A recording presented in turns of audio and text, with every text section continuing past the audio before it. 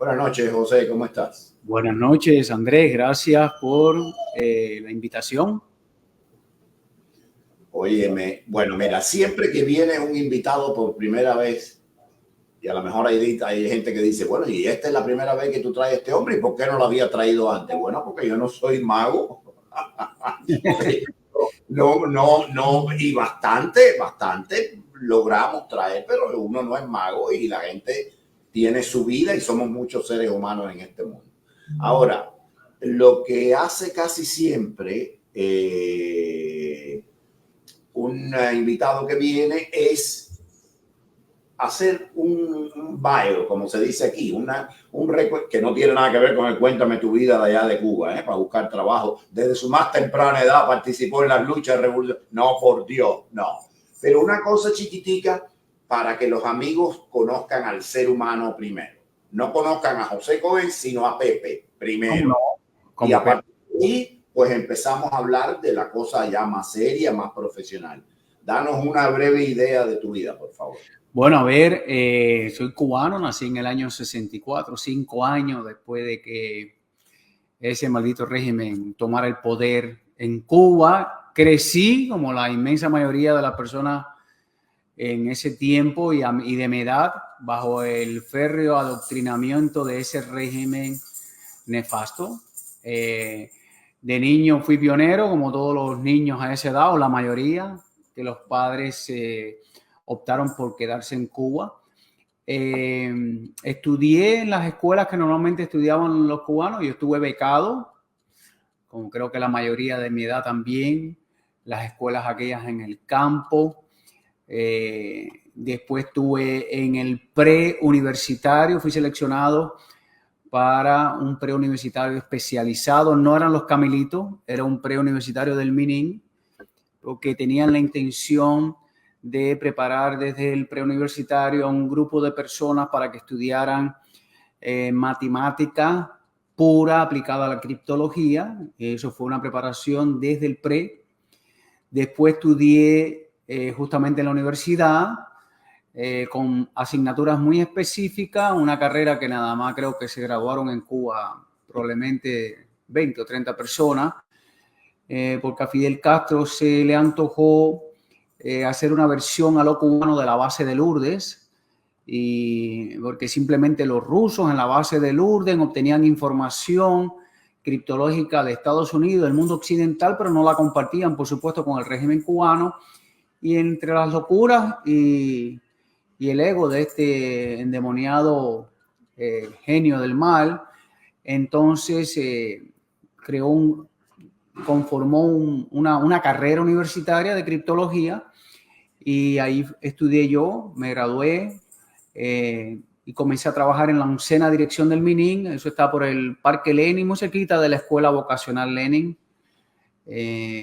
Ahí se instalaron antenas y todo este tipo de tecnología que no podía competir, pero bueno, era el ego y Fidel.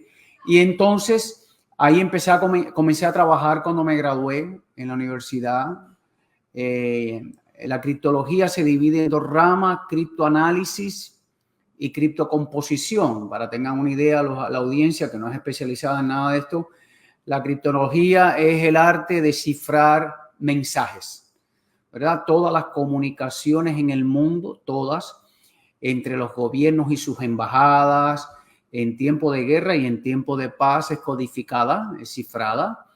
Y entonces yo estudié eso, yo estudié la manera en que se codificaba y se decodificaba. Eso se llama criptología, se llama criptocomposición cuando codifica, criptoanálisis cuando tú coges del éter los mensajes cifrados y haces un proceso de ingeniería inversa para tratar de descifrar los mensajes. Cuando yo terminé mi carrera, yo trabajé en esta parte de la criptoanálisis, que estaba en la oncena dirección del MININ, y estaba la criptocomposición, que lo manejaba la 8ª dirección del MININ. Poco tiempo después de trabajar ahí, fui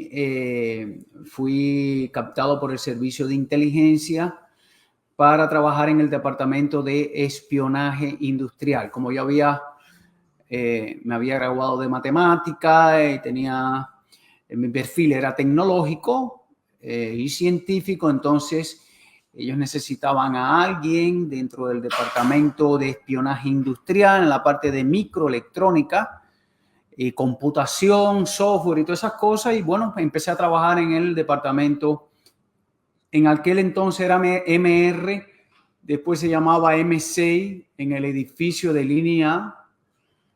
Comencé a trabajar yo en el espionaje industrial, atendiendo los casos, los agentes más importantes en Estados Unidos.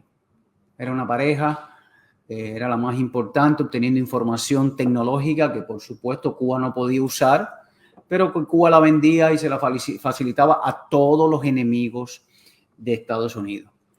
Y ya poco antes de lograrme escapar de Cuba, pues fui trasladado al departamento M1. El departamento M1 es considerado uno de los departamentos más importantes del servicio de inteligencia, porque su enfoque de trabajo es contra Estados Unidos.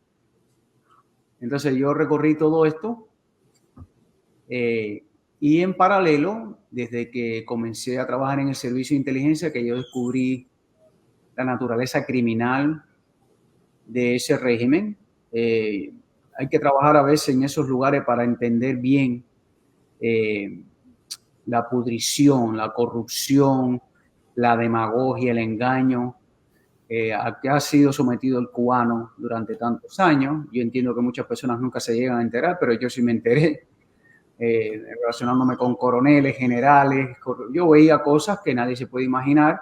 Pues eso me hizo a mí pensar que yo no podía servir a ese régimen, que yo tenía una disyuntiva en mi vida, que yo no tenía que decirle a mis hijos cuando crecieran, o su papá se había convertido en un cómplice de ese régimen, o simplemente había hecho algo para cambiarlo, y decidí lo más peligroso, por supuesto. La mayoría de la gente no optan por eso. No quiero ahora presumir de nada, creo que cualquiera lo hubiera hecho igual que yo, pero entonces decidí trabajar desde adentro, dentro del servicio de inteligencia, dentro de Cuba y dentro de todo este aparataje, para aportar mi granito de arena a la libertad de Cuba. Y entonces, y esta es tu biografía. Ahora vamos a ir por parte ¿por qué, José? Porque los cubanos, mal que bien, hasta los más desinformados pueden entenderte perfectamente lo que dicen. Pero tenemos muchos amigos latinoamericanos, extranjeros, que se pierden si no le dosificamos la cosa. Entonces, claro, esta es un poquito de la explicación de tu vida y cómo llegaste a un momento en el cual tú decides virar palo para rumba, como decimos en cubano habanero vernacular. Es decir, cambiar totalmente el rumbo. Que hubo un hecho, algo, un suceso, algo una democión, un responso que te hayan dado, un maltrato o un cúmulo de hechos. ¿Qué es lo que te hace cambiar, ya dar el cambiazo y decidir que tú no quieres trabajar más para ese régimen? Bueno, eso no hubo un acontecimiento, eso fue un proceso de años. Okay. Eso fue un proceso de transformación, un proceso de reflexión, un proceso de probar mi verdad. Tú ahorita has hablado del régimen cubano. El régimen cubano es un régimen gangsteril, mafioso, pero la peligrosidad del régimen es como si fuera Pablo Escobar o el Chapo Guzmán, pero reconocido como un gobierno legítimo de un país como Cuba. No deja de ser un régimen gangsteril, asesino, criminal. Entonces, yo conocía cómo todo lo que decía Fidel y todo lo que decían públicamente era absolutamente falso. Todas estas personas, todas sin excepción, eran corruptas, eran inmorales, no tenían valores de ningún tipo. Algunos de ellos eran asesinos a sueldo, mataban gente por las partes del mundo, usaban a sus agentes Y claro que yo descubriendo todo eso. Y bueno, yo viví también, por supuesto, el proceso de la perestroika, Gorbachev en Rusia. Te estoy diciendo acontecimientos que me hicieron pensar profundamente, la Glasnost, después el fusilamiento de Ochoa, que era parte de esta mafia, pero que había una manera en que ellos mismos se purgaban. Después, para que viví el asesinato de Abrante, lo envenenaron en la prisión. Abrante era el ministro del Interior, había sido la persona de confianza de Fidel por muchos años. Y cómo esta gente con total tranquilidad se mataban unos a otros. Vi cómo asesinaron y fui testigo del ex jefe de la inteligencia cubana, el general de división Joaquín Méndez Comiche, lo mataron en el CIMEC. Entonces, claro, yo viví todo eso y yo decidí no ser cobarde.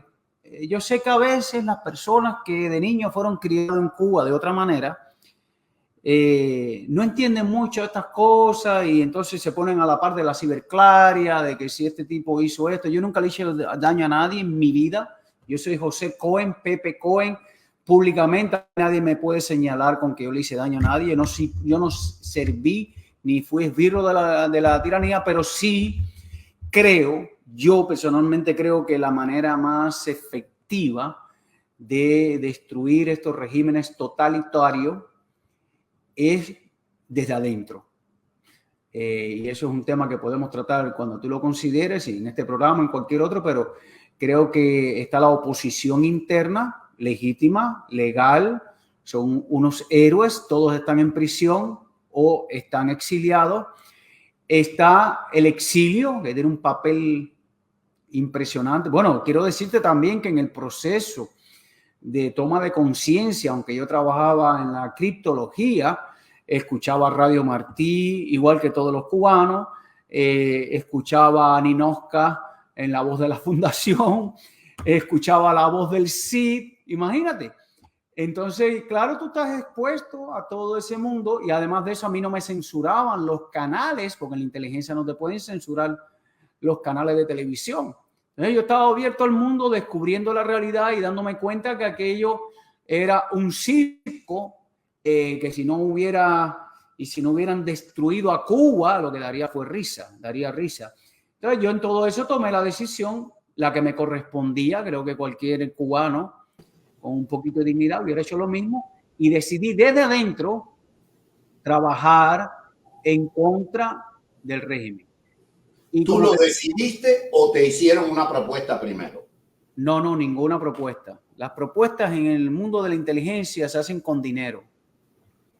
Yo decidí por mi propia... Es más, ese fue el grave problema al principio, porque a las personas a quien yo me la acerqué dentro del gobierno de Estados Unidos, a las entidades especiales, no podían creer que un joven cubano que no había salido de Cuba pudiera él estar haciendo esa propuesta. Entonces ellos lo que pensaban era que podía ser un juego operativo.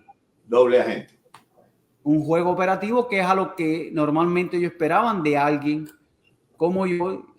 Pues se dieron cuenta por la información y por todo que todo esto era legal y legítimo, pero tomó un tiempo porque al principio aquí se crean unas comisiones de estudio y de análisis y unos decían, no puede ser, ese hombre nunca ha salido de Cuba, ese hombre nunca se ha expuesto, ese hombre está arriesgando su vida. Entonces, pero no, a mí no me propuso nada nadie.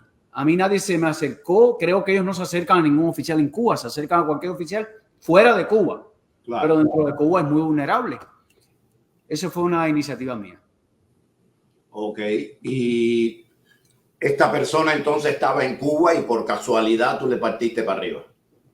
No, yo entré por diferentes vías. Mira. Ok, déjame explicarte esta parte, porque yo no conozco un caso así. Mira. No, ni yo tampoco. El problema es que creamos una red de trabajo dentro de Cuba. Varios jóvenes. Sí. Mira, una de las cosas que yo quería y que yo hice fue probar mi argumento. O sea, en un momento tú llegas a estar diciendo, bueno, esto será que yo estoy confundido, será, pero toda esta gente son unos delincuentes todos. Entonces lo que yo hice fue probar mis argumentos con mis amigos, pero mis amigos trabajan en el servicio de inteligencia. Oh, Dios mío. ¿Entiendes? Entonces como que yo en Cuba empecé a conversar con muchos amigos que trabajaban en diferentes departamentos. Progresivamente llegaba a veces la conversación hasta un punto y me retiraba.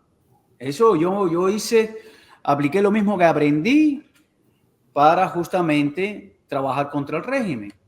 Pero entonces logramos que oficiales de inteligencia, incluso de mucho más nivel y jerarquía que yo, que habían estado en el extranjero, logramos que jóvenes como yo, logramos que agentes de inteligencia, agente es el extranjero reclutado, agente es una Ana Belén Monte, sí, dejara de trabajar para Cuba, escúchame, y comenzar a trabajar para nosotros. Entonces, el primer canal que yo busqué para trabajar contra el régimen fue justamente el acceso que yo tenía desde Cuba al exterior, que era con los propios agentes de inteligencia, que eran extranjeros. Claro, yo tenía que desarrollar un diálogo certero porque quiero que sepa que en todo esto participaron, los otros días estaba sacando la cuenta con Enrique, más de 20 personas y ninguna me delató. Oye, ninguna fue a la contrainteligencia a decir Pepe Cohen está trabajando para la CIA o Pepe Cohen está traicionando a la revolución. Ninguno, todos ellos coincidían conmigo, por eso es que los argumentos eran muy sólidos, con que ese régimen había que destruirlo. Y si alguien no se atrevía a hacerlo, tampoco me delató, no sé si me entiende. Tampoco me delató, tampoco dijo, te voy a delatar para que te fusilen. Entonces, la primera persona con quien yo entrar en contacto, bueno, yo entré en contacto por diferentes vías. Una, directamente mandé a amigos míos a la agencia central de inteligencia en Langley, en Virginia. Cuando regrese a Estados Unidos, haz esto. Y yo le di las instrucciones. Otros los mandé a la oficina de interés en Cuba. Que fíjate que yo cruzo los dedos porque ahora me doy cuenta que el segundo jefe del 95 al 97 fue Rocha. Menos mal que yo me fui en el 94. Pero yo mandé amigos míos a la oficina de intereses en Cuba. Habían en esta red de amigos míos, habían agentes españoles, agentes latinoamericanos, había un oficial de alto nivel que había estado en Nueva York, en Washington, vino conmigo en la balsa. Ese vino conmigo en la balsa. Menos mal.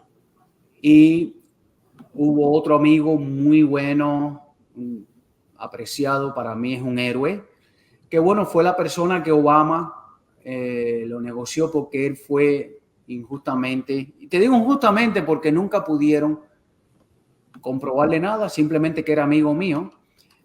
El único testigo de todo lo que pudo haber hecho, lo que pudimos haber hecho era yo, estaba en Estados Unidos, ¿entiendes? Entonces, él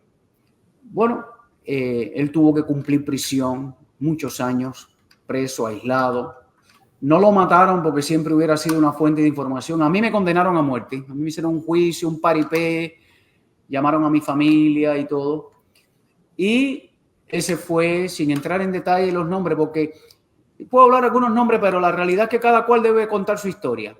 Claro. La realidad es que cada cual debe contar su historia, pero yo entré en contacto con la CIA por una vía, entré en contacto con el FBI por otra vía completamente diferente, entré en contacto con la oficina de intereses por otra vía y todo estaba compartimentado. ¿Sabes lo que es compartimentado?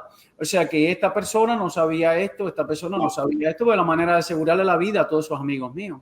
La mano izquierda no sabe lo que hace la derecha. Era la única manera de yo garantizar que ahí no hubiera cruce de información y yo podía detectar si alguien traicionaba a la red, ¿me entiendes? Era la única manera. Pero bueno, gracias a Dios tuvimos éxito y le hicimos un daño un daño y le seguimos haciendo daño a conciencia contra ese régimen porque tenemos pendiente la libertad de Cuba, aunque esto ocurrió hace muchos años. Esto que te estoy contando, pero siguen ocurriendo cosas, por supuesto, porque todos tenemos, como tú lo tienes y como lo tenemos todos los buenos cubanos, la intención de lograr un día esa Cuba que todos soñamos, que es recuperar la libertad, hacer de Cuba un país próspero, lindo, democrático, lo que soñamos todos los cubanos en el exilio y los cubanos dentro. Pero yo sé, yo conozco el régimen por dentro, sé su vulnerabilidad. Ahora mismo hay personas, no soy yo el único, ¿ok? Si eso ocurrió hace 20 años, ahora hay personas igual que yo, ¿ok? Dentro de Cuba, tan disgustadas y tan frustradas y tan heroicas como las personas que trabajaron conmigo en contra del régimen. Y ahora ellos juegan su papel dentro de Cuba. ¿Tú crees que haya personas, sin entrar en detalle, que mantienen actividad contra el régimen? Yo no creo, no. Yo estoy seguro. Estoy seguro porque tú te imaginarás, Andrés, que si yo hice eso estando en Cuba, a riesgo de mi vida, ¿verdad? En un estrés increíble, entonces tú te imaginas lo que se puede hacer fuera de Cuba. Claro. Más o menos, en un ambiente donde tú puedes dormir tranquilo, sin el estrés de vivir en Cuba. Si yo te cuento anécdotas que a mí me pasaron, esto es una película impresionante, ¿me entiendes? Pero es impresionante. ¿Cuántos años duró este trabajo tuyo dentro de la isla? Bueno, yo me gradué en el año 87 de la universidad. Comencé a trabajar en el servicio de inteligencia en el 89. Yo diría que fue 4 años y medio hasta que salí del 90, 89, 90. Fue que hice el primer contacto. Acuérdate que la decisión no se toma de un día para otro. No. Cuando tú tomas la decisión, entonces no puedes andar a ciegas. Tienes que entonces empezar a construir ese mecanismo para poder llegar al gobierno de Estados Unidos. O sea, una cosa es cuando yo tomo la decisión y otra cosa es cuando yo logro el contacto con el gobierno de Estados Unidos. Y eso creo que fue en el año 91. 90, 91. Pero desde antes estábamos haciendo cosas y acumulando información dentro de Cuba. Ahora, vamos a dejar para lo último la parte esta reciente, esta del caso Rocha y lo que ustedes, Enrique, tú y otras personas y nosotros y este programa y muchos pensamos que pueda ser el peligro y todas estas cosas. Pero vamos a perfilar bien una cosa. Tú estás allá milagrosamente, eres parte de una red y una vez en la vida no se nos va la lengua, menos mal, lo que prueba, como dices tú, que si hubo una, pueden haber 2, pueden haber 3, pueden haber 4. Ya sabemos que no es imposible ser cubano y ser discreto. Ya sabemos que ese tabú se acabó. No. Tú estás aquí vivo. Tú estás aquí vivo. Y por años. Y por años. ¿Y en qué años? Porque ahora hay un cierto deterioro. Ahora es más fácil que jefe sector con $20 no te eche para adelante si te vio entrar una bolsa. Sí. Pero en aquellos momentos eran álgidos, yo recuerdo, eran álgidos. Entonces había que tenerlos bien puestos, pero no es solo un problema de testosteronas y testículos, es un problema de materia gris también. La gente dice, oye, qué valiente fulano. Sí, el valor es un ingrediente necesario, pero el cerebro, porque los cementerios están llenos de hombres valerosos y valientes, pero pobrecitos no calcularon bien los pros y los contras y se los llevó la guadaña. Claro, entonces, mira, claro. Ahora, mira. En tu caso, una curiosidad que puede tener la gente es ¿cómo lo vivías? Tú debías tener diarreas perennes. Bueno, déjame decirte, mira, éramos una red de profesionales de la inteligencia. O sea, todos habíamos estudiado este fenómeno, todos sabíamos habíamos ido a la escuela a estudiar cómo era el oficial operativo de inteligencia. Entonces la discreción era nuestro aliado. La vulnerabilidad no eran los oficiales que trabajaban conmigo. Ellos no iban a ser imprudentes.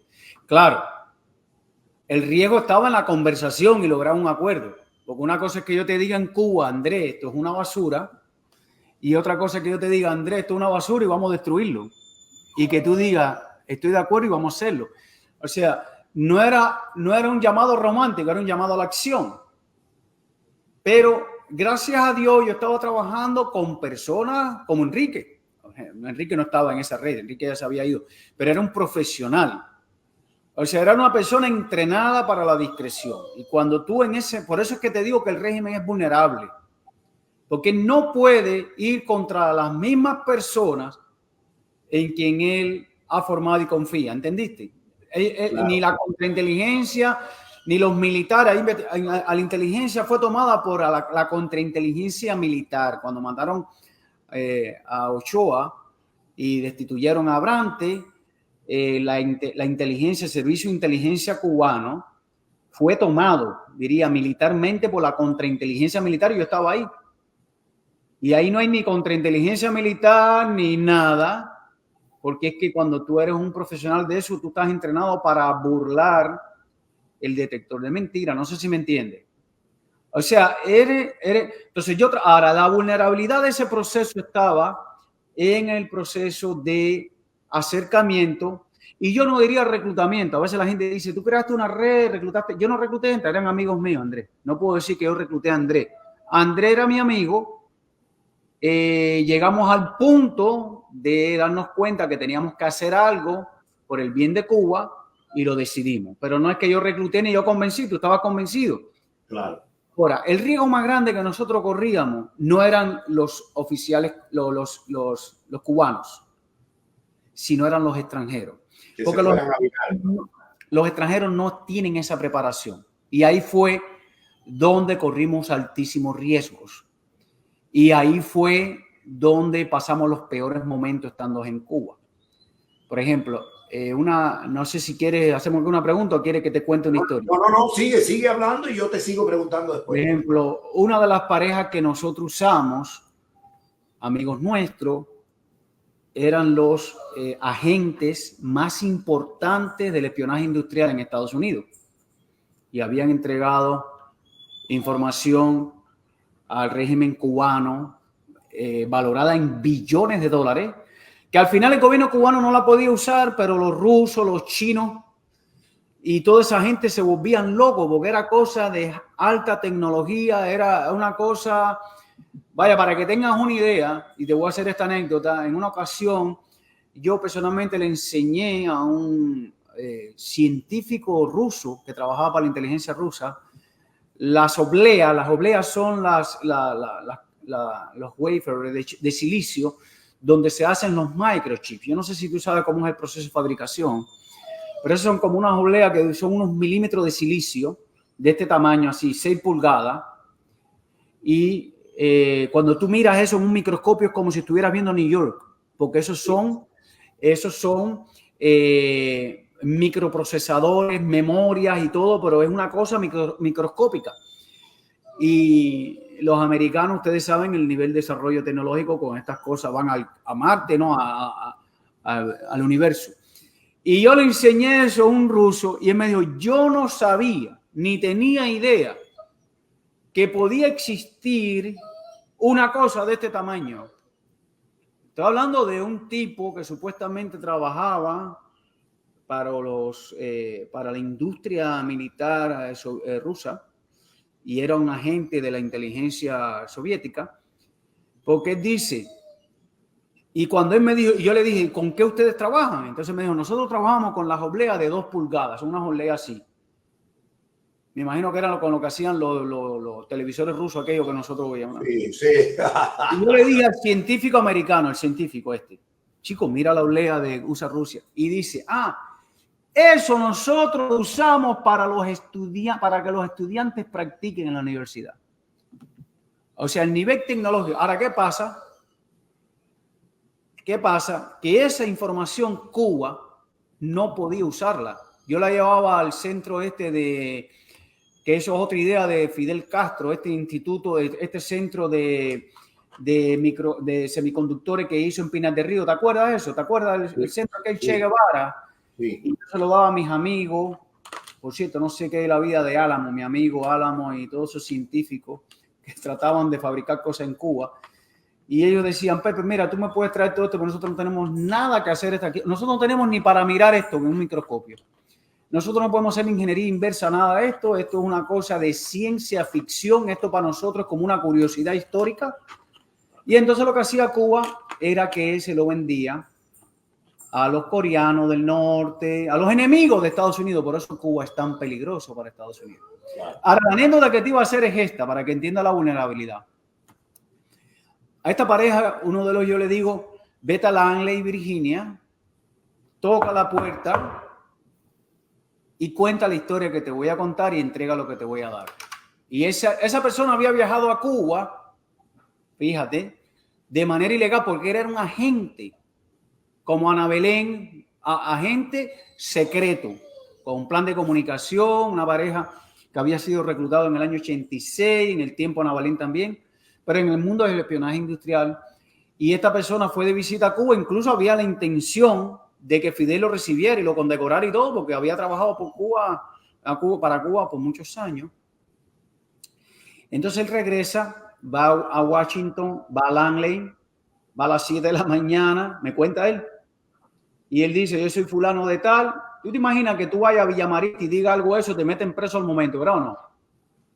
Le dice, no, mira, Andrés, usted no sale de aquí hasta que nosotros no verifiquemos quién es usted. Bueno, este tipo fue allá y como este país es democrático y un país increíble, entonces él estuvo ahí desde las 7 de la mañana y lo dejaron ahí en un parqueo hasta las 10, a las 11 de la noche. A las 10, a las 11 de la noche lo recibió una señora dentro de la agencia y él contó todo y le dijeron, vete para tu casa tranquilo en California, ¿ok?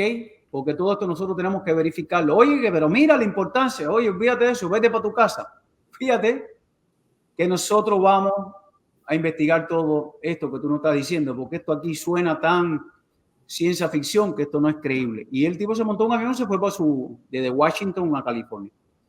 ¿Con el material que tú le habías dado? No, él entregó el material. Él entregó el material. Menos mal. Pero le dijeron, vete. Oye, que yo trabajé para Cuba hace 20 años. Oye, no importa que hayas trabajado para Cuba, vete. Tú sabes que eso no ocurre en un país totalitario. En un país totalitario tú dices, yo trabajé para la CIA y estás clavado en Villamarita hasta que te maten. Claro. Y cuentes todo. Este dijo, oye, mira que yo vengo aquí. Me dijeron, oye, o este está chiflado, vete para tu casa. ¿Qué pasa? Que como al mes, después parece que revisaron la información, el FBI va a su casa.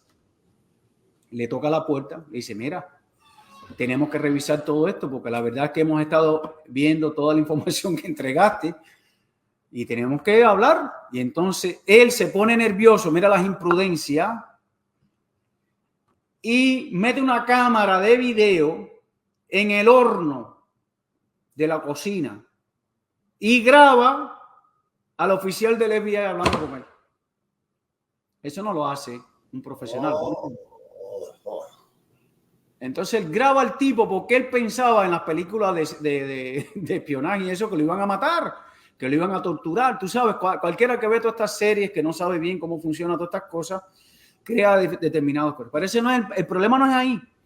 El problema es que a él le dicen, mira, Cohen, me parece esto muy interesante, pero todavía no creemos que Cohen, estando en Cuba, sin haber salido de Cuba, esté haciendo esto. O sea, que esto va a tomar un tiempo.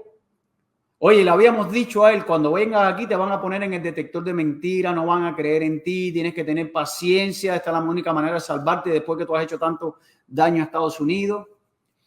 Y para no cansarte, él hizo una llamada a un teléfono en Cuba que yo le di, pero que yo le dije, tú me llamas aquí solamente si mi vida está en peligro. Y él entendió por la conversación que tuvo que mi vida estaba en peligro y hizo esa llamada. Y esa llamada desencadenó toda una serie de situaciones internas dentro de Cuba, en el caso nuestro, al punto que yo tenía como un cuarto lleno de información que habíamos acumulado y la quemamos esa noche. O sea, fuimos parte de la red, quemamos toda esa información. Pero eso no es lo estresante para que tengas una idea. Nosotros estamos armados en Cuba, tú sabes, donde vestimos civil, pero estamos armados. Que iba por el malecón, la información cuando la quemamos, una parte la quemamos en unos tanques de eso de basura, de metal de eso, y otra aprovechamos que había como un temporal. Y fuimos por el malecón y yo me bajé del carro y tiramos eso para el mar. Para el mar. Pero cuando eso, para que tú veas lo que son las coincidencias, Andrés, son anécdotas que ocurren. Cuando yo hago eso, atrás de mí, atrás de nosotros, vemos una moto Ural. Las motos Ural en Cuba, ¿te acuerdas quién lo usaba? La contrainteligencia. Entonces ese tipo venía atrás de nosotros bajo el temporal aquel, a las 10:30 de la noche. El amigo mío y yo, armados, digo, si este tipo nos para, nos van a matar aquí, pero ya empezamos, porque a nosotros no nos podían coger. Nosotros, eso no es que vean acá que hay un juicio, no, aquí no hay juicio. Aquí era una cosa de vida o muerte, estábamos jugándonos la vida. Fíjate, ¿por qué te cuento esto? Para que entiendas que la vulnerabilidad vino de afuera, de la persona que no está preparada. Y entonces, ¿cómo se llama? Esta moto, hicimos un rompimiento. Rompimiento significa que tú andas en un carro y cometes una infracción. Por ejemplo, en un carro, si tú cometes una infracción y el tipo que va atrás de ti comete la infracción, tú sabes que te están siguiendo. Ya entendiste ya lo que es para que aprendas esa clase. Se quemó. Se quemó. Entonces nosotros empezamos a cometer infracciones y él no cometía las infracciones. Nos dio tranquilidad de que no nos estaba siguiendo. Pero en ese momento, esa noche, no dormimos porque nosotros no sabíamos lo que iba a pasar al otro día. Entonces, ese incidente no fue resultado de la imprudencia de un cubano dentro de esta red. Las cosas que ocurrieron así, que fueron varias, ¿ok? Te cuento uno nada más para que tenga una idea, que fue una noche, fue resultado de la imprudencia de alguien que no tenía una preparación. Ahora, la mejor manera, aunque es arriesgado, es altamente arriesgado porque, bueno, me condenaron a muerte en Cuba y si me hubieran atrapado, pues no estuviera haciendo el cuento, en la balsa, donde quiera. Pero a la vez, la manera más efectiva de destruir al régimen, y ellos lo saben, es justamente desde adentro, porque ellos no pueden, ellos a un disidente lo silencian, lo expulsan de Cuba. Al exilio meten todas las ciberclarias aquí a hablar tontería, a crear problemas entre ellos. Tú sabes cómo funciona el aparato en Cuba. Pero adentro, ellos no saben quiénes son los que están trabajando por un cambio en Cuba. Entonces, yo creo que al final, como ocurrió en la Unión Soviética, los cambios de estos regímenes totalitarios ocurren o por una invasión como la de Saddam Hussein, o como gente como Gorbachev, que dentro del Partido Comunista o dentro del régimen cubano dice esto no tiene futuro y vamos a cambiarlo. Y el cambio es delicado porque tú sabes que también puedes perder la vida en eso. Pues eso fue lo que yo traté de hacer. Claro, tenía 20 y pico de años, era muy joven, pero fue mi aporte y sigo haciendo ese aporte porque el régimen está hoy más vulnerable que nunca y ellos lo saben. Te voy a hacer una pregunta. Sí. Alguna gente ha dicho que lo que yo te voy a preguntar, la respuesta es sí. Otra gente ha dicho que bueno.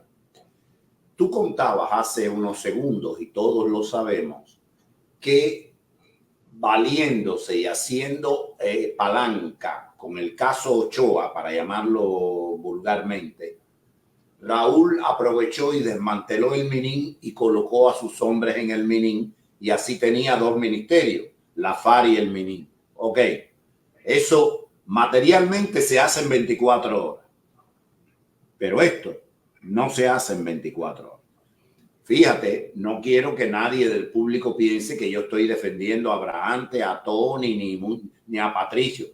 Pero mal que bien, esa gente tenían horas de vuelo. hablaban inglés todos. Claro.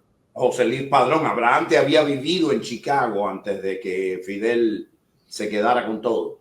Es decir, era una gente que tenía un cierto nivel de cultura y se había curtido en el trabajo, pasando escuelas y qué sé yo. Raúl mete de pronto a estos campesinos o ex campesinos con ganas de vivir, y no es discriminación, es la verdad.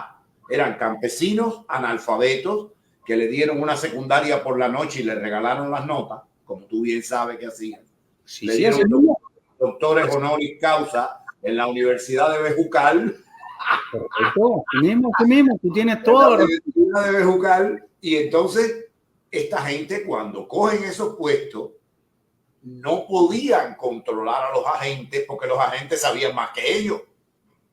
¿Tú crees que este desnivel que ocurrió de pronto bajó bastante la posibilidad de prestación del régimen y en cierta medida ayudó a que ustedes tuvieran éxito?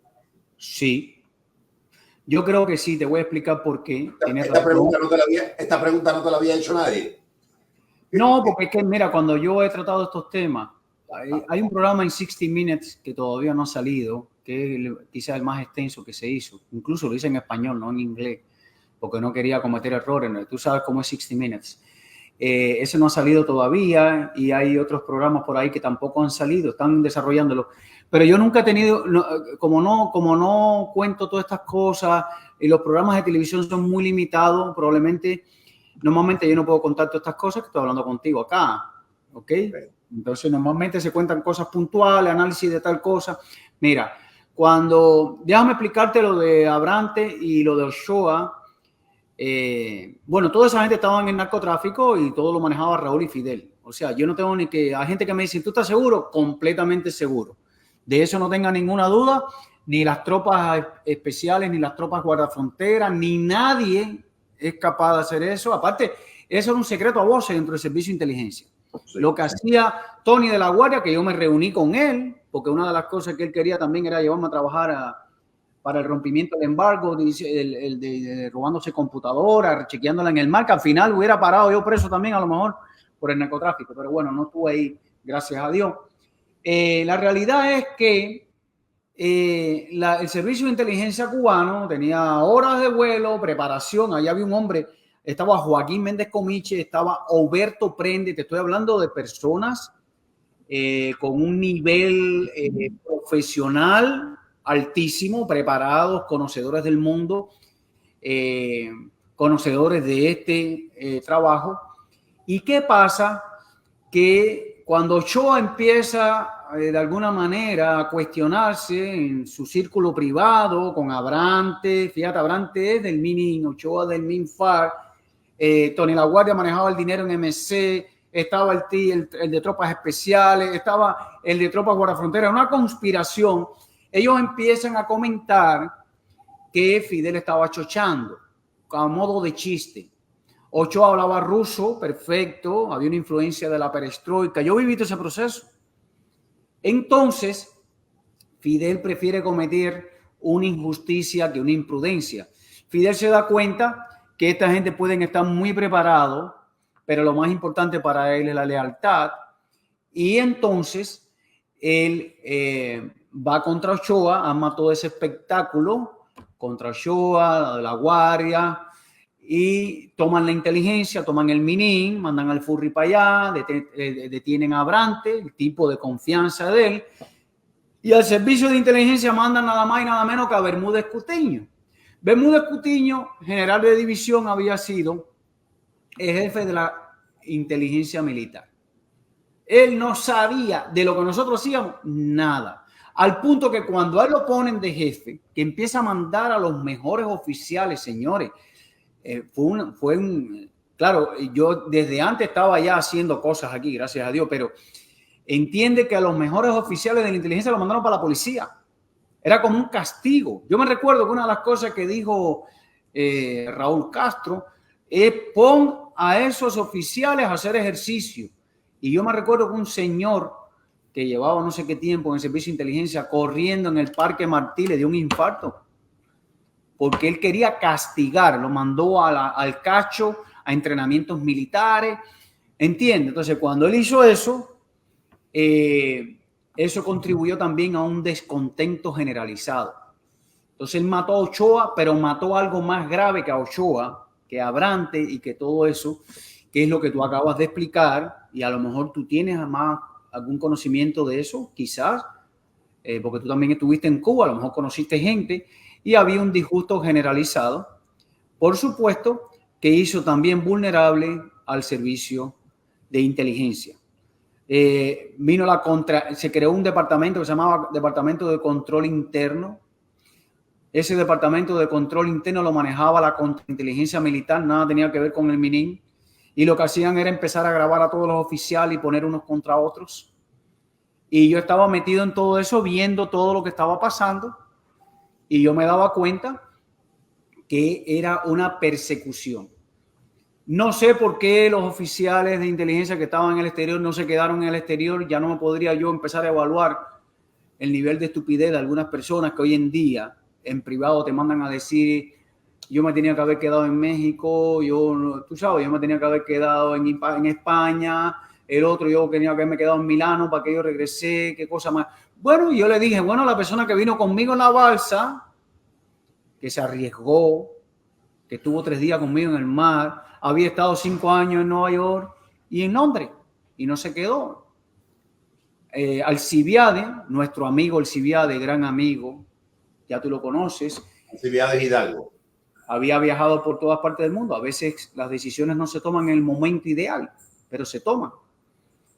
Y entonces sí, yo creo lo que tú estás diciendo, eso es un tema muy interesante a tratar, de que cuando Fidel va contra Ochoa y cuando va contra toda esa gente, va contra una institución y empieza a sustituir, como tú bien dices, a estos analfabetas dentro de posiciones importantes, y la gente se le empiezan a reír de ellos, se empiezan a reír, empiezan a jugar con ellos. Si no, yo no estuviera haciendo el cuento aquí, porque el control interno estaba arriba de mí también. Claro. Pero no podían. O sea, es como venir a bailar en casa de Trump, una cosa así, ¿ves? Pero sí creo, y tú tienes razón en lo que me estás diciendo. Ok, entonces, bueno, se debilita aquello, gracias a Dios, a lo mejor eso los ayudó a ustedes, número 1, a hacer su trabajo, número 2, a poder escapar los que tuvieron que escapar. Ok, sin caer en nombres, del grupo de amigos, no lo voy a llamar red, del grupo de amigos que colaboraban juntos en aquel momento, a la sazón, aparte del que cumplió cárcel, que después fue canjeado, ¿capturaron a otro más o todos lograron multiplicarse por 0? Todos lograron salvar su vida. Fue exitosísima la operación. En ese sentido. Abateando para 800. A ver, no, pero la vida de uno costó caro, ¿me entiendes? La vida de uno. Pero la verdad es que todos, es que no creo que tengan ni idea todavía, ni siquiera los que están en Cuba, ¿me entiendes? O sea que eso es una historia todavía por contar, pero todos están. Bueno, hay una pareja que se hizo pública, ¿verdad? Que es la pareja esta con que yo entré en contacto, que se frustró. Eso es una historia tremenda, porque trabajaba para Advanced Micro Device, ¿sabes? La compañía que fabrica los microprocesadores. Sí. Y cuando él se sintió amenazado, él pensó que estaba amenazado, porque los diálogos con esta gente no son diálogos de muñequito, son diálogos de comprobación. Claro. Él se sintió amenazado y se escapó de Estados Unidos, increíblemente, y lo circularon y lo encontraron por un país de en Latinoamérica. Había escrito como un libro, increíble, las cosas que yo te puedo contar, mira. Pero esto está fuera, no están al alcance del régimen cubano, ¿ok? Gracias a Dios. Sí. Pero esta pareja que yo puse mi vida en sus manos, ellos pusieron la de ellos en la mía también, pero yo fundamentalmente porque yo era el que le dije, oye, vete allí, haz esto y si esa gente nunca me traicionaron, jamás. Pero cometieron imprudencia y cometieron errores y pensaron que yo creo que cayeron en un estado de locura. Bueno, al punto de que trabajando para Advanced Micro Device, después empiezan a trabajar para Intel. Intel es la competencia de Advanced Micro Device. Y es probablemente más tecnología en aquel tiempo y tenía las cosas más avanzadas en el mundo de los microprocesadores. Y ellos no solamente trabajan con Intel, sino que en el proceso de desmoralización tengo entendido que empezaron a venderle esta información directamente a Irán. ¡Oh, Dios! Y entonces el FBI le fue arriba, ellos se escaparon y estando un día, tengo entendido que estando un día en un parque, fíjate, una noche, en un parque, en un país de Latinoamérica, él estaba sembrando, envuelto en un nylon, sus memorias, lo que había escrito. Y él estaba ahí abriendo el hueco, un parque como que tú coges aquí el parque Miami, tú te pongas a abrir un hueco y viene el guardaparque, una persona normal. Y te dice, Andrés, ¿qué tú estás haciendo aquí? Como que tú estás abriendo un hueco aquí en la hierba esta. Y llamaron a la policía. La policía, cuando le coge la identidad, lo chequea y se da cuenta que está siendo buscado por la Interpol ese hombre. Mira qué cosa más increíble lo que te estoy contando, inesperada. Y entonces la Interpol era de Estados Unidos. Entonces lo detuvieron y lo regresaron a Estados Unidos. Pero fíjate en qué condiciones ocurrió. Nadie se puede imaginar que estas cosas ocurren en la práctica.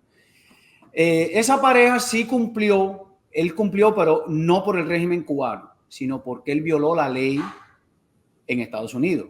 Claro. Él cumplió como creo que 2 o 3 años. De hecho, yo no quise ser testigo de su juicio, porque si yo voy de testigo y cuento todo lo que yo sé, no sé, a lo mejor hubiera sido peor, pero yo no quise participar de eso. Al final él había sido parte de nuestro trabajo. Él no me había delatado, no podía decir que me traicionó, ¿entiendes? Entonces había un sentimiento ahí, yo sabía que estaba confundido, lamentablemente, un científico, pero él sí cumplió en Estados Unidos. Y cumplió 2 años. Ok. Ahora, la pregunta básica. Sí. Capturan a Rocha hace ya, creo que 2 meses, 3 meses, 2 meses, lo capturan. Hay varias escuelas de pensamiento, hay varias teorías, varios escenarios. Hay quien dice que una parte del régimen lo vendió. Hay quien dice que alguien molesto con algo lo vendió desde allá. Hay otros que dicen que aquí lo sabían antes y lo sacaron ahora por fines publicitarios. Todo es posible, como tú sabes. La política es lo más sucio que hay. Ahora, lo cierto es que el tipo está en candela y lo cierto es que el tipo, hasta donde sabemos, era espía a favor de la Junta de La Habana durante una enorme cantidad de años. Entonces, yo continúo diciendo que no hay 1 sin 2, sin 3, sin 4. Y cuando yo veo el comportamiento de algunos funcionarios, yo estoy seguro que hay más Rochas aquí. Y si no están con la inteligencia del régimen de La Habana, están con la inteligencia de Beijing, de donde sea. Pero para ti y para mí no están trabajando. ¿Tú crees que haya hecho metástasis esto y que Rocha son muchos o crees que es un caso aislado? No. Rocha son muchos que él no conoce. Lo que sí te tengo que decir es que Rocha no conoce el resto, como Ana Belén no conocía a Rocha. Claro. Ahí es donde la gente se confunde porque no saben cómo funciona normalmente un trabajo así, pero nadie expone. La compartimentación en este tipo de trabajo es muy importante porque es la protección de la persona. Claro. Ahora, de que alguien, no sé qué quieres tratar, porque me hablaste de varias cosas. No sé si quieres que hable de mi hipótesis respecto a Rocha, de cuándo... Bueno, vamos a empezar por ahí, dínosla. A ver, el régimen cubano, ninguna parte del régimen cubano delataría a una persona como Rocha, no ganaría nada. Lo único que generaría es sembrar desconfianza en el resto de las personas que todavía pueden estar haciendo lo que está haciendo Rocha. Ya van 2 que me dicen lo mismo. Adelante, sigue. Que yo te voy a poner en conflicto para una fajación interna. Eso no ocurre porque tú no vas a quemar ni vas a sacrificar una cosa tan importante para crear consecuencias impredecibles. Acuérdate que como Rocha hay otros que están en su casa, retirados igual que él, ahora mismo en su casa, que ellos están con los dedos cruzados orando que no lo toquen la puerta. Pero están en su casa retirados con la edad de Rocha, que hicieron lo mismo que Rocha, ¿me entiendes? Entonces, el régimen cubano no va a delatar, no gana nada con sembrar ese pánico en el resto. Ahora bien, el Rocha no es que lo detenían detenido, este país no funciona así. Yo sé que la política, eso es otro tema también, yo sé que existe la política, pero estas decisiones, aunque se consultan a veces a nivel de presidente, ¿verdad? Porque en el caso, por ejemplo, de los que negociaron con la Red Avispa, fue Obama quien se involucró en una cosa tan delicada como esa. Quien prepara todo eso no es Obama, ni el que prepara el discurso, ni el que sabe nada es Obama. El presidente de Estados Unidos le dicen, el presidente de Estados Unidos funciona ni siquiera como Cuba, ni como en un régimen totalitario. Eso tiene cada departamento, cada ministerio, tiene asesores que toman decisiones. En el caso de Rocha, lo que yo pienso es que tanto Rocha como una lista de otros agentes por muchos años ha sido entregada al FBI o al gobierno de Estados Unidos. Como te hablo del FBI, porque el FBI es quien se dedica a eso. La lista. Lista. ¿Por qué la lista? Te voy a explicar. Porque yo, siendo oficial de inteligencia en Cuba, podía entregar una lista yo, como la entregó Enrique, como la entregó Aspiaga, y yo puedo entregar una lista de los agentes que yo tenía acceso. Claro. ¿Qué pasa con casos como los de Rocha? Son muchos años atendidos por muchos oficiales. No hay ningún oficial en la inteligencia, ni en la CIA, ni en ningún lugar que pueda atender a un agente por 40 años. Eso no es normal. No. La mayoría de la gente se retiran a los 25 años. O sea que eso va de oficial a oficial a oficial, y mientras más ese expediente pase y sea atendido por diferentes oficiales, el caso se hace cada vez más vulnerable. Correcto. Entonces, una de esas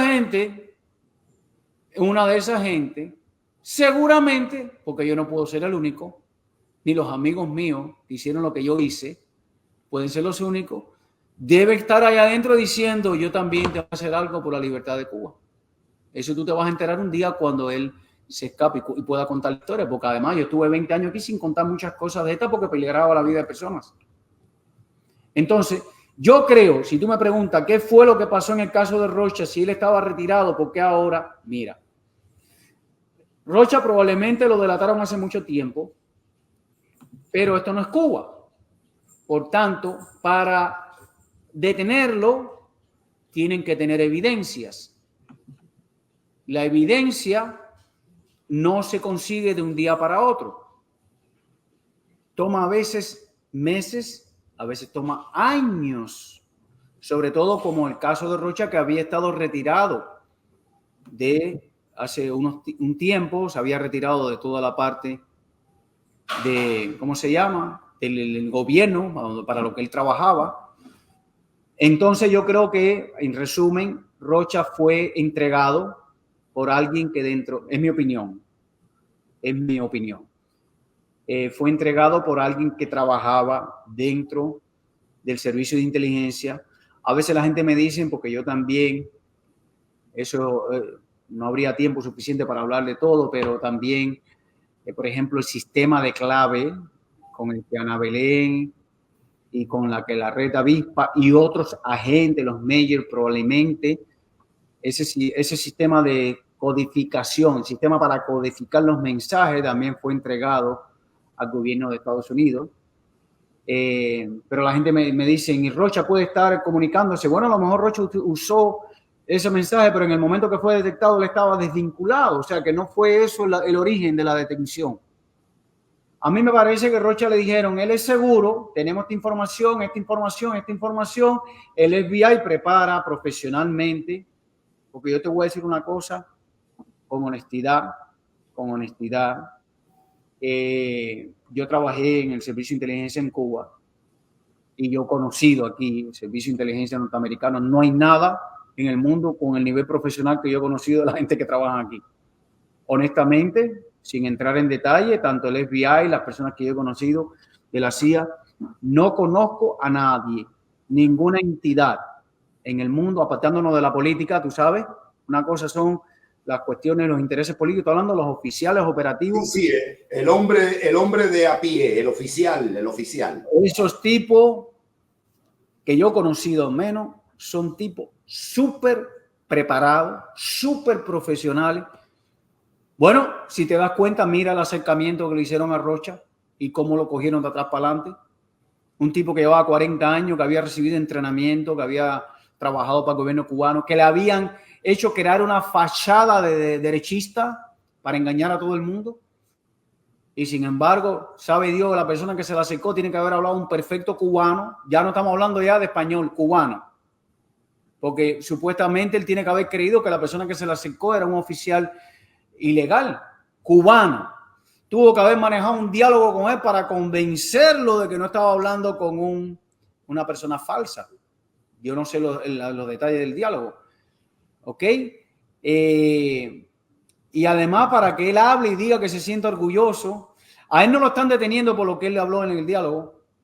A él lo están deteniendo. Eso es el final o el paso previo a la detención. Él lo están deteniendo por todo lo que tienen acumulado de él. Por eso es que ahora está en un proceso de negociación. Porque cuando a él lo detienen, igual que a Ana Belén, le dicen, no, pero esto no es que tú me estás diciendo que tú te sientes orgulloso, es que nosotros tenemos esto y esto. Y nosotros tenemos aquí toda la evidencia de que tú has hecho esto. Y entonces no tiene otra alternativa que a su edad negociar, igual que Ana Belén lo hizo. ¿Ok? Entonces, ¿qué ocurre? Mi opinión, mi humilde opinión, no puedo decirte que es absoluta. No puedo defenderla diciendo que es la única opinión. No. Aquí pueden haber 1000 opiniones, respetables todas. Mi opinión es que alguien ha mandado, ha comunicado a las entidades de los servicios especiales de Estados Unidos los nombres de estas personas, algunos con 40 años, probablemente otras con menos tiempo, y el FBI tiene mucho trabajo ahora mismo tratando de conseguir las evidencias. Me imagino cómo ocurrió con Ana Belén, cómo ocurrió con la Red Avispa, cómo ocurrió con los Meyers, cómo lo ocurrió con Rocha y cómo ocurrirá con otras personas. Ahora sí. No, sigue tú. No, nada más para decirte también que aunque el servicio de inteligencia cubano es considerado, no voy a entrar en esos temas de lo cuán profesionales son, creo que son profesionales, lo que pasa es que son muy corruptos por el propio régimen, por la propia naturaleza del régimen.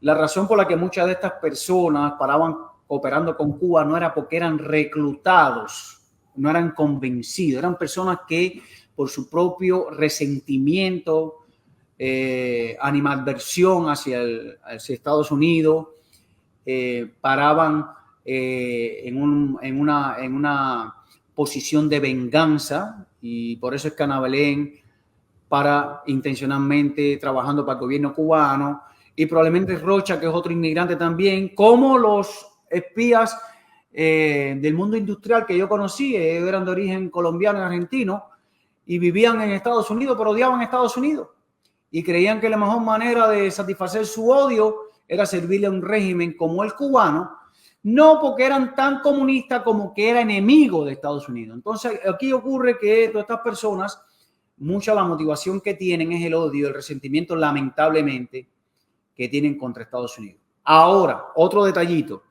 Rocha era un agente reclutado. Tenía plan de comunicación, el reclutamiento fue a conciencia, tenía un entrenamiento. Un agente es diferente a un vínculo útil, un agente es diferente a una relación de confianza. En Estados Unidos yo veo personas que le hacen tanto daño a Estados Unidos y son públicamente, se manifiestan públicamente y están en el Congreso, están en el Senado, son amigos de Fidel. La razón por la que esa gente no son agentes es porque ellos no tienen un entrenamiento, ni han sido, ni el plan de comunicación es secreto, Pero aquí, este país, la democracia es vulnerable ante estos regímenes totalitarios porque hay personas que en posiciones bueno, en el Congreso, en el Senado, que son elegidos como figuras públicas, increíblemente se comportan como enemigos de Estados Unidos. Eso es una cosa increíble. Y amigos de Fidel Castro, y amigos de la Revolución Cubana, y amigos de todo eso. Entonces, esa gente hace mucho daño también. No solamente son los agentes secretos que influyen en la política o que se roban, eso es más grave, ¿ok? Que se roban información y la entregan al enemigo. Estos no se roban información, pero chicos, hay periodistas aquí que yo leo y digo, caballero, pero ¿cómo es posible? ¿Qué conocimiento tienen esta gente de la situación en Cuba? ¿Cómo se atreven a defender un régimen?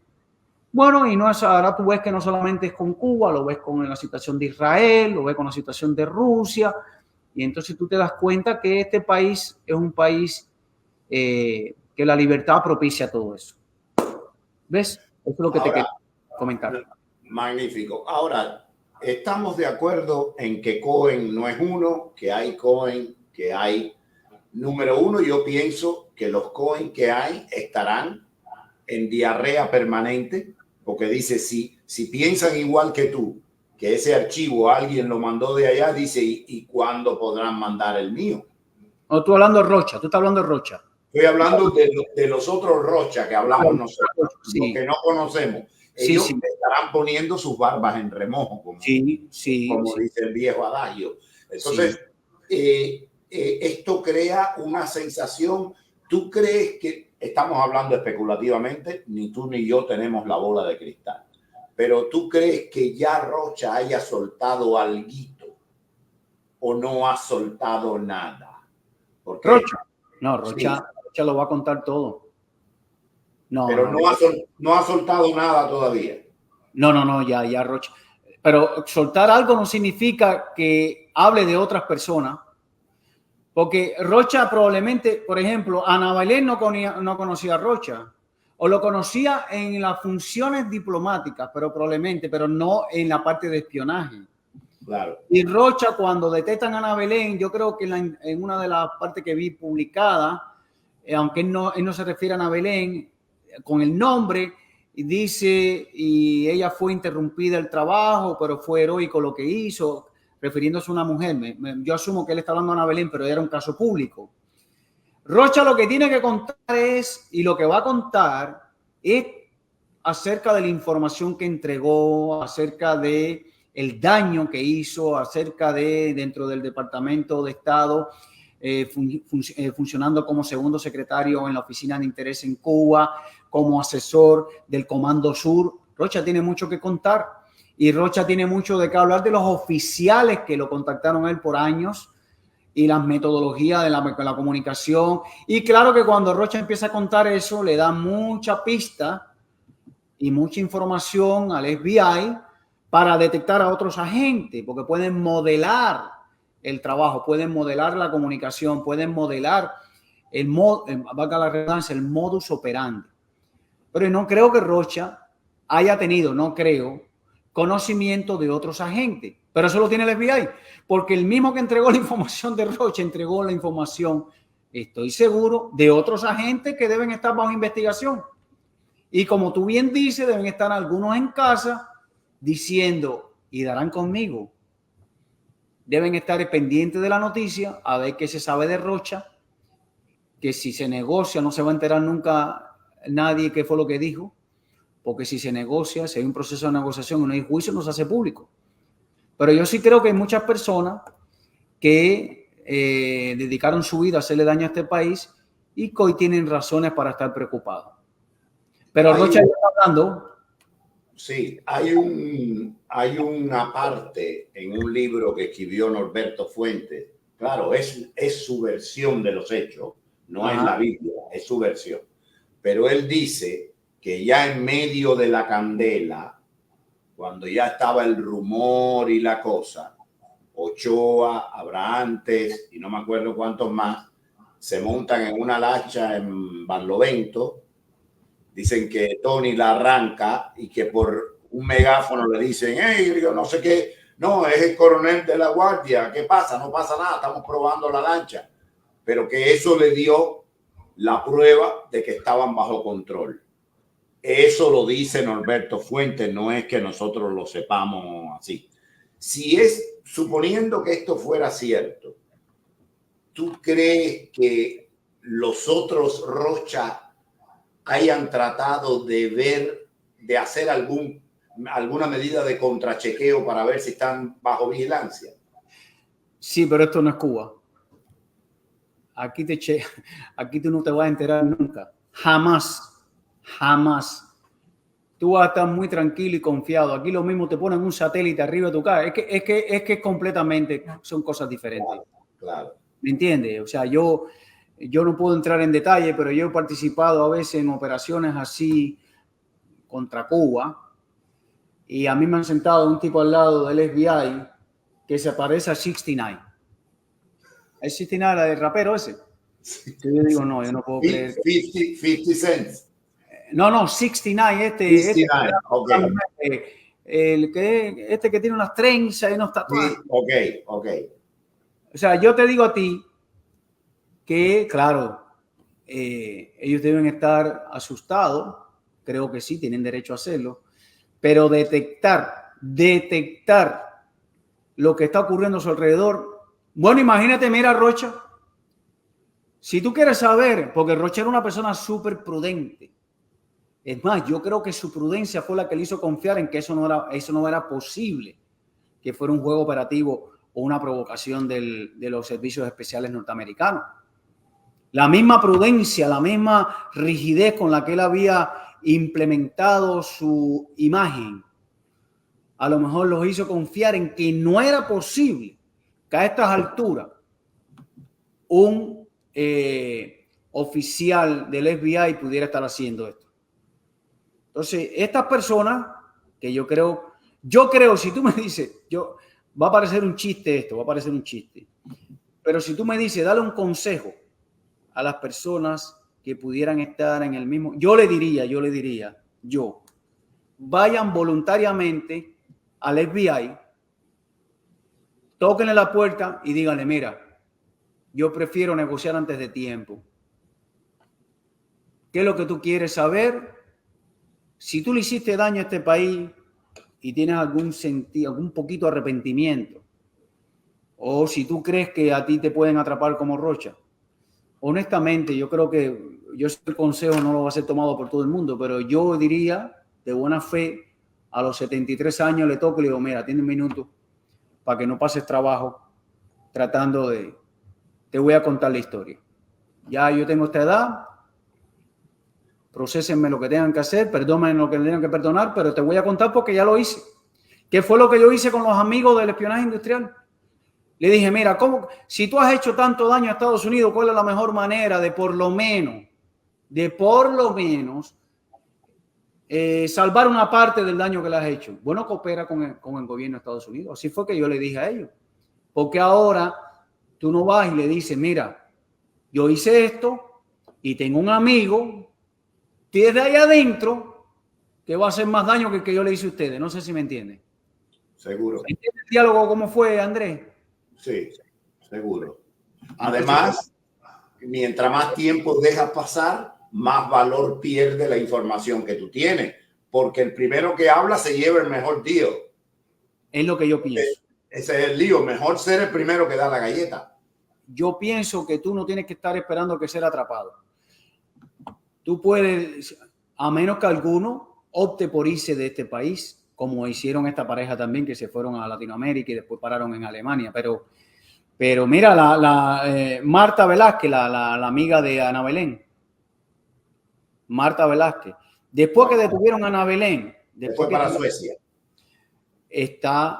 Sí, porque no hay tratado de extradición. Marta Rita Velázquez. Entonces, pero tú te pones a pensar, Ana Belén pudo en algún momento considerado escaparse. Ella dice, no, yo noté que me estaban siguiendo. Yo creo que si ella nota que la están siguiendo, hace lo mismo. O sea, entiende una cosa, una mujer preparada, que para trabajar donde trabajaba Ana Belén, cada determinado tiempo tú vas para polígrafo. ¿Sabías eso, no? No importa que tú seas lo que sea. No importa. Te van chequeando. A cada vez que le da la gana a ellos, de manera aleatoria, te dicen, ven acá, Andrés, vamos a entrar al polígrafo aquí. O sea, que eso no es un diplomático normal como Rocha. Y ella no se dio cuenta. Y se le metieron en su casa, ¿tú entendiste? Y le sacaron toda la información de la computadora y le sacaron toda la información del escaparate. Y le metieron, le abrieron el cerrojo y no se dio cuenta. ¿Tú crees que alguien con facilidad se va a dar cuenta si tiene una operación montada? Ahora, hay otro detalle importante que sería bueno que tu audiencia supiera, ya que estamos conversando. En el caso de Ana Belén, tú sabes que hay una señora, qué cosa más linda esto, mira, para que tú veas que siempre en los dos lados, tanto en Cuba como en el exilio, hay cubanos buenos. Tú sabes, bueno, en el exilio está lleno de cubanos buenos porque por eso fue que emigraron, pero hay una señora que nunca ha sabido el nombre real. En los libros aparece como Elena Valdés. Elena Valdés es una cubana que vino con 6 años a Estados Unidos. Vino con sus padres, ¿verdad? Y creció en Estados Unidos, sufrió la represión del régimen contra su papá y su mamá, que tenían sus negocios allá. Bueno, migraron como el estilo Peter Pan. No sé, yo no creo que ella haya venido en la época de Peter Pan, porque vino antes, pero vino muy niña. Ella creció en Estados Unidos y ella logró un trabajo en la Agencia de Seguridad Nacional, que para mí es la agencia más secreta, más sofisticada de todas las agencias especiales, tecnológicamente hablando. No operativamente hablando nada más, sino tecnológicamente hablando. Esta gente son los que se encargan de coger todo lo que ocurre y descifrar al mundo entero. ¿Tú entiendes? Más o menos lo que hacía la 11ª dirección, que quería hacer la base de Lourdes, entre otras cosas. Y esta mujer cubana-americana, escucha qué cosa más interesante, logró trabajar en la Agencia de Seguridad Nacional en el tiempo que apresaron a Ana Belén. Y yo no sé si tú sabes, pero te lo voy a contar, que esta mujer, Elena, una patriota, una cubana, ama este país, pero también vino de Cuba. En un momento se sabía, fíjate esto que te voy a decir, se sabía, porque se habían descifrado los mensajes, que había alguien muy importante dentro del Departamento de Defensa trabajando para el régimen cubano, pero no daban pie con bola. No sabían. Y a alguien se le ocurrió cerrar el caso. ¿Tú sabías esta anécdota? ¿Tú has escuchado esto que te estoy contando? Sale en el libro este último, ¿cómo se llama? El que escribió el libro. Hopkins, sí. No el de Peter Black, sí, el otro, sí. Yo creo que cuenta eso, sí. Bueno, pero bueno, sigue, por Dios, sigue. Mira, a esta mujer le pareció que eso era una injusticia y corrió un riesgo al punto que la querían sancionar porque ella continuó por su cuenta. Fíjate si aquí hay cubanos valientes en todos lados, tú sabes. Esta mujer continuó por su cuenta acercándose a los departamentos de la contrainteligencia, en el departamento de defensa, en el departamento, en el día, en todos los lados, y diciendo, esto no lo pueden cerrar. Y claro que yo creo que la entidad encargada de hacer todas estas investigaciones es el FBI. Cuando el FBI se enteró que ella estaba haciendo eso, pues dijo, esto es una imprudencia, ¿con qué autorización tú estás haciendo esto? Pero lo que te quiero decir es que gracias a una mujer probablemente como ella, finalmente dieron con Ana Belén y finalmente probablemente dieron con otros espías. Exacto. Porque a veces la burocracia en ocasiones cansan a los burócratas. Sí. Y a veces desechan casos importantísimos. Y me gustó esta anécdota porque no era otra persona que una cubana americana metida en este mundo defendiendo los intereses de Estados Unidos y diciendo no me voy a dar por vencido porque hay alguien trabajando para el régimen totalitario asesino de Cuba. Oye, vamos a pagar eso, apaga el tabaco. No, yo no voy a pagar nada. No voy a pagar nada. Y ella corrió riesgo y es muy valiente y ojalá que sepa que nosotros, por lo menos los cubanos buenos, la sentimos una profunda admiración. Agradecemos mucho. De Dice, verdad. Peter Lab contaba en una Sí. entrevista precisamente con Juan Manuel Cao. Creo que tú estabas también en ese programa, no me acuerdo. Ajá. Pero Peter Lab contaba que él también le había caído atrás, pero le habían dado razones. No, mira, no puede ser esto por esto. Pero dice que a él lo que se le quedó dentro fue que el 11 de septiembre, no el 11 de septiembre, no el 11 de julio cubano, sino el 11 de septiembre, estaban en el Pentágono, ¿te acuerdas? ¿No? El Pentágono medio quemado, me sé qué sé yo, y había una reunión, se te apagó una luz. Sí, déjame encenderlo. Adelante. Sí. Y había una reunión. Estaba una reunión y estaba, bueno, desde Rumsfeld, que era el secretario de Defensa entonces, no sé quién en remoto, bueno, esas videoconferencias, como se llamaban antes, que había. Y dice que a él se le ocurre preguntar dónde está Ana Belén y dice, no está. Y él la había visto antes y dice, salió. Y él dice que entre él y él dijo, un oficial, está el presidente, el secretario de Defensa, y sale ahora, y le apestó. Y dice que eso le dio. ¿Qué tú crees que una persona entrenada como Ana Belén, cómo tú justificas esa imprudencia? Porque mira, André, lo que pasa es que tú no te puedes confiar en ese trabajo. Porque en el momento que tú te confías, cometes estos errores. ¿Qué es lo que le pasa a Rocha? Todos caen porque definitivamente están tan confiados, se sienten seguros, invulnerables. Entonces, Ana Belén pudo haber pensado, ¿quién se puede imaginar aquí? ¿A quién se le puede ocurrir que yo, que he sido promovida, condecorada, tengo un trabajo excepcional, porque ella era muy inteligente, puedo yo estar trabajando para el gobierno cubano? Se confían. Y eso fue un punto crítico en la historia. O sea, fue un acontecimiento muy grave. Y ella seguramente tuvo que salir corriendo a entrar en contacto con los operativos cubanos, con los oficiales, a decir una... Yo no sé si tú sabes que el avión que tiraron contra el Pentágono justamente entró por el departamento donde trabajaba Ana Belén. Ella no estaba ahí de milagro. Pero en esas oficinas fueron afectados mucho el DIA, el servicio para el que trabajaba Ana Belén. Y claro que yo creo que eso ocurre porque, aunque ellos son personas preparadas, claro, Ana Belén no fue un operativo de la CIA y Ana Belén no fue tampoco un operativo del FBI. Tenía entrenamiento, pero no al nivel de una persona preparada operativamente para hacer trabajo de persona a persona, ¿me entiendes? Ella era más bien un mundo analítico, pero ella conocía cómo funcionaba eso y se confían. Y mira, Peter Lab, que si era un operativo, se da cuenta de esos detalles. Lo mismo le pasa a Elena.